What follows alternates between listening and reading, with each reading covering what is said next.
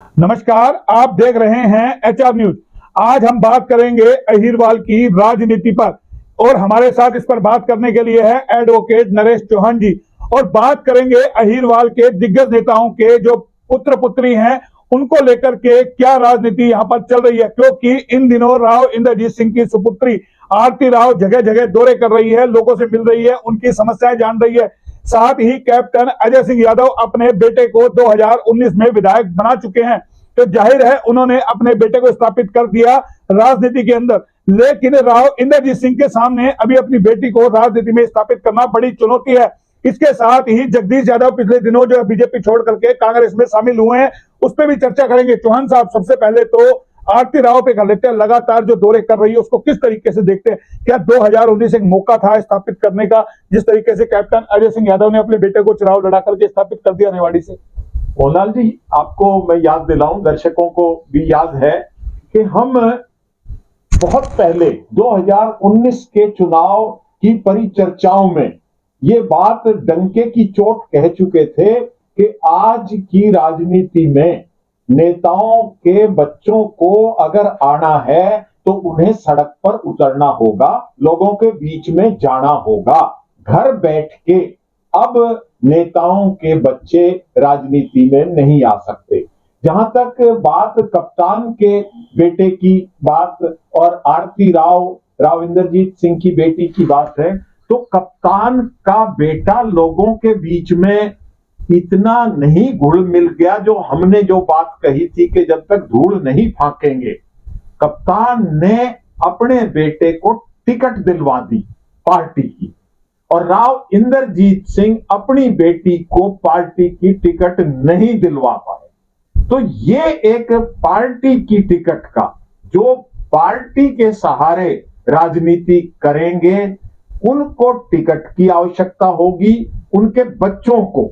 आज रामपुरा हाउस का जो कभी राव वीरेंद्र सिंह के समय में दबदबा था, आज वो एक किस्म से धरातल पर आ चुका है।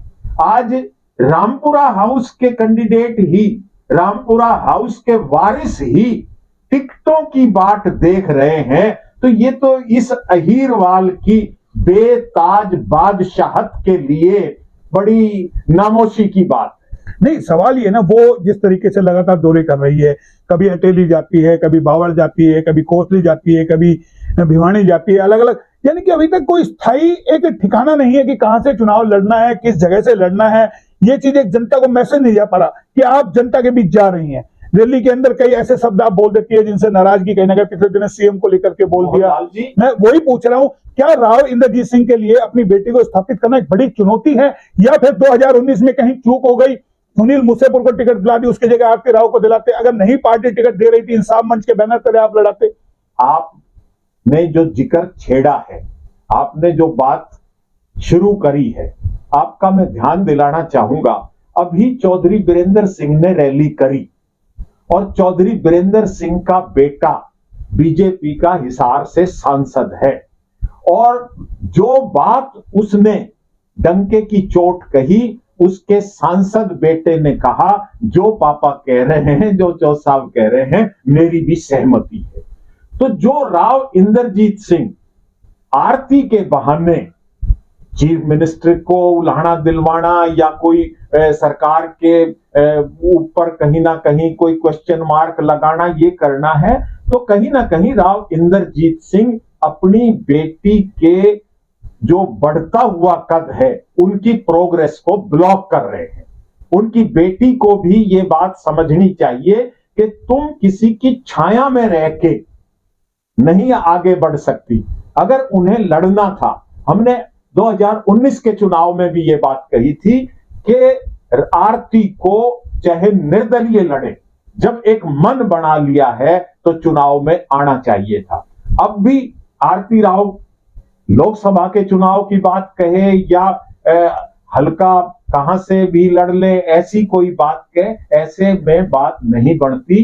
कहीं ना कहीं वो खुद पिछड़ रही। नहीं, उनका एक जवाब आया, मैं 2024 के लोकसभा चुनाव के बाद जनता को बता पाऊंगी कि मुझे कहां से लड़ना, किस जगह से लड़ना है। लेकिन सवाल है कि यहां बड़ा खड़ा होता है, राव इंद्रजीत ने अपने समर्थक सुनील मूसेपुर को टिकट दिलाई, वो चमक गए।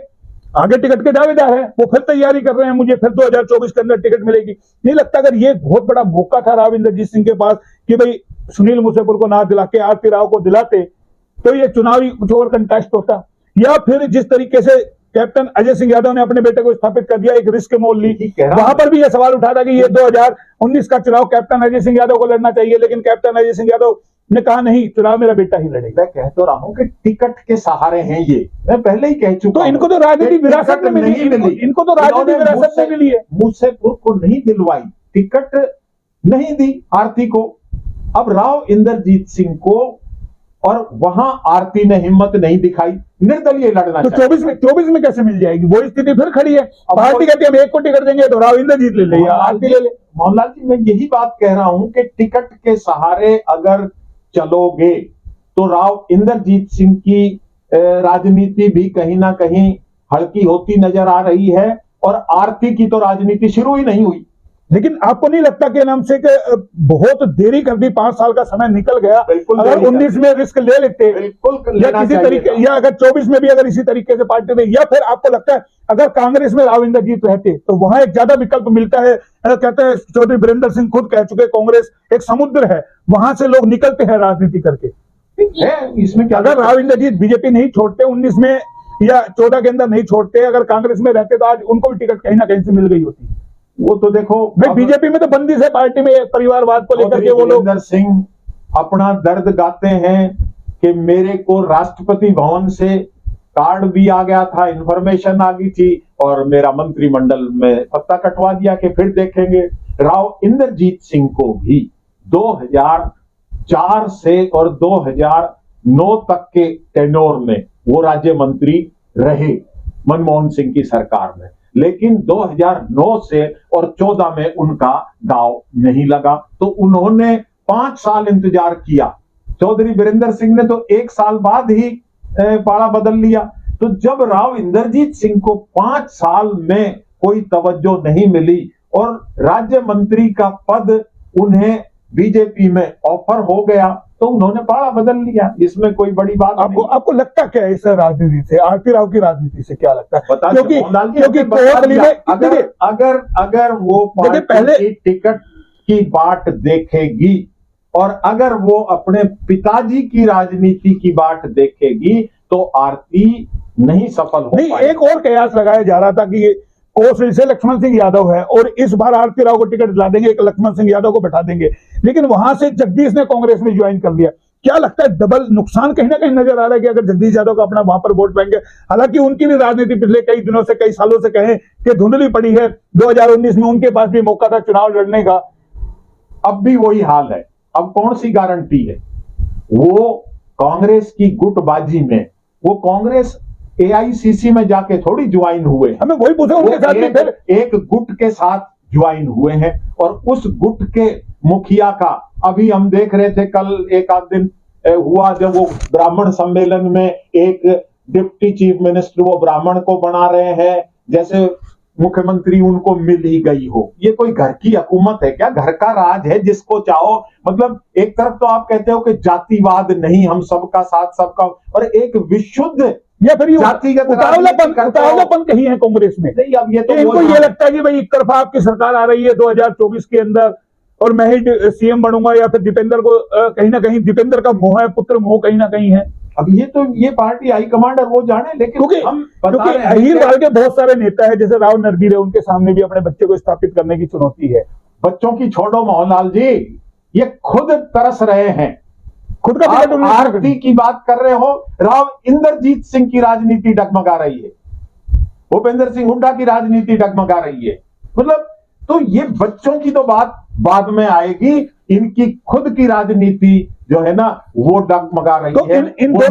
आरती के इन दौरों को देख करके क्या कयास लगा है कि भाई कहां से लड़ेगी? कोई एक पर्टिकुलर एक एरिया के अंदर या रेवाड़ी में या कोसली में लगातार आप मेहनत करें तो इन लोगों को लगे कि भाई ये यहाँ से चुनाव लड़ेगी। कभी आप मेवात पहुंच जाते हैं, कभी आप भिवानी, कभी आप कहीं पर, तो कहीं तो एक स्टैंड हो। और स्टैंड जब बात की मीडिया कर्मी ने तो बताया कि मीडिया के एक संस्थान से बात करते हो, कहा कि भाई 2024 के लोकसभा चुनाव के बाद वो पत्ते खोलेंगी। क्या बात करें, जब जिस आदमी का कोई अपना स्टैंड नहीं, मैं तो नहीं समझता कि भाई उस पर क्या बात। ये फिर आपको लगता है भी आरती राव अभी अपरिपक्व है राजनीति के अंदर सवालों के जवाब दे? जैसे एक सवाल किया गया उनसे महिला आरक्षण बिल पे, बहुत अच्छा, कहाँ इसका क्या फायदा हुआ? अभी महिला आरक्षण बिल 10 साल बाद लागू होगा, उसमें कौन रहेगा, कौन मिलेगा, क्या मिलेगा? 10 साल के आसानी से निकल जाते हैं। देखो, जब तक आदमी अखाड़े में ना आए, तो उससे पहले, जब अभी वो खुद कह रही हैं कि 24 के बाद पता चलेगा, तो मैं समझता हूं कि फिर किस लिए हम चर्चा करें वो परिपक्व है या अपरिपक्व है। तो जब कोई मैदान में आएगा, अब जगदीश यादव आया है तो हम बता रहे हैं कि भाई जगदीश यादव किस मंच से आया है, किसके सहारे आया है। मतलब उस कोसली ने, जिस कोसली के लिए चीफ मिनिस्टर रहते हुए भूपेंद्र सिंह हुड्डा ने घर घर में नौकरियां, एक एक नहीं कई कई नौकरियां दी, और उस कोसली ने पहले 2014 में 45,000 से हराया, और 2019 में खुद हुड्डा खेमा मान के चल रहा था कि हम 45 की बजाय 50,000 की हार मान के चल रहे हैं, लेकिन हार हुई 75,000 की, और उस कोसली ने उसका ढारा बैठा दिया। और ये तो जब है जब 2-3 गांवों ने इलेक्शन का बाइकाट किया था, तो ये तो जाके कहीं 80-90 हजार या लाख तक भी मार जाती। तो कोसली की सीट अभी चुनौती है 2024 में भी, या फिर राव इंद्रजीत दोबारा से लक्ष्मण को टिकट दिलाएंगे या लक्ष्मण को इस बार घर बैठाएंगे? क्योंकि वहां भी कयास लगाए जा रहे हैं कि इस बार लक्ष्मण का टिकट कट सकता है। देखो मोहनलाल जी, ना क्योंकि वो तो लक्ष्मण तो कहते हैं मैं तो राव इंद्रजीत सिंह के सारे हूं, लेकिन लक्ष्मण भी कहीं एक जगह स्टैंड नहीं करते। मोहनलाल जी, ये वो मुख्यमंत्री मनोहर लाल के साथ जाएंगे, राव इंद्रजीत सिंह के साथ जाएंगे, कल राव इंद्रजीत अगर पार्टी छोड़ते हैं तो क्या लक्ष्मण का रुख होगा? मोहनलाल जी, कोई भी आदमी, आज doctor Banwari Lal cabinet minister हैं, वो दूसरी बार जीते हैं लगातार, 2-3 मंत्री जो जीते उनमें उनका भाग्य खुल गया, लेकिन आज डॉक्टर बनवारी लाल भी मुख्यमंत्री के ज्यादा नजदीक है राव इंद्रजीत से। ऐसे ही जब कोई बन जाता है, किसी के कुछ हाथ लग जाता है, तो लक्ष्मण बीजेपी का एमएलए है, लक्ष्मण मुख्यमंत्री की तरफ ज्यादा देखेगा, ना कि इंद्रजीत। लक्ष्मण को जो टिकट मिली क्या मानते हैं? बीजेपी के भाग का, दिल्ली के भाग का टिकट टूट गया? ये तो नड्डा जी बताएं या बीजेपी अध्यक्ष बताएगा किसके उससे आपको लगता है कहीं से बीजेपी टिकट देगी आरती राव को? जिस तरीके से आरती राव लगातार, क्योंकि पिछले कई सालों से हम देख रहे हैं लगातार जिस तरीके से अलग अलग जगह पे जाकर के वो लोगों से मिलती है, कार्यक्रम करती है, या उनके राव इंद्रजीत सिंह के समर्थक ले आते हैं, जैसे कल बावल चली गई, या अलग अलग जगह पे, तो कहीं कोई आपको एक चीज ऐसा आपका राजनीति विश्लेषण कहता हो कि यहां से टिकट उनको मिल सकती है, यहां से चुनाव लड़ सकती है, या फिर राव इंद्रजीत उनको लोकसभा का टिकट दिलवाएंगे, या लोकसभा का इंतजार करना चाह रही है कि लोकसभा में पार्टी का क्या रुख रहेगा बीजेपी का? पहले ही बता चुका कि आरती राव की इंडिपेंडेंट राजनीतिक सोच अभी सामने मैदान में नहीं आई है।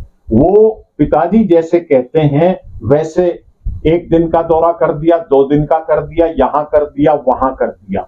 जब पिताजी की राजनीति डावाडोल है, पिताजी का ही अभी तय नहीं हो पा रहा, कंफर्म नहीं हो पा रहा कि पार्टी कहां से लड़वाएगी भी या नहीं लड़वाएगी। एक विकल्प तो है उनके पास, इंसाफ मंच है, या फिर राव इंद्रजीत को पत्ते खोलने चाहिए कि मेरी बेटी को हम यहां से चुनाव लड़ाएंगे। यही कह रहा हूं मैं कि जब तक आप खुद नहीं आओगे, या तो राव इंद्रजीत सिंह खुले मन से खुली बात, जैसे चौधरी वीरेंद्र सिंह के बेटे विजेंद्र ने कह दिया कि पापा ठीक कह रहे हैं, बीजेपी में रहते हुए कह दिया, ऐसे ही राव इंद्रजीत सिंह को, बेटी को इंडिपेंडेंटली अपने डिसीजन लेने के लिए आजाद करना। क्योंकि राव अजीत सिंह के सुपुत्र भी कांग्रेस में हैं, वो भी अटेली से पिछली बार देखा होगा क्या हासिल हुआ था उनका, वो फिर अब लग रहे हैं टिकट के लिए कि वहां से टिकट मिल जाए।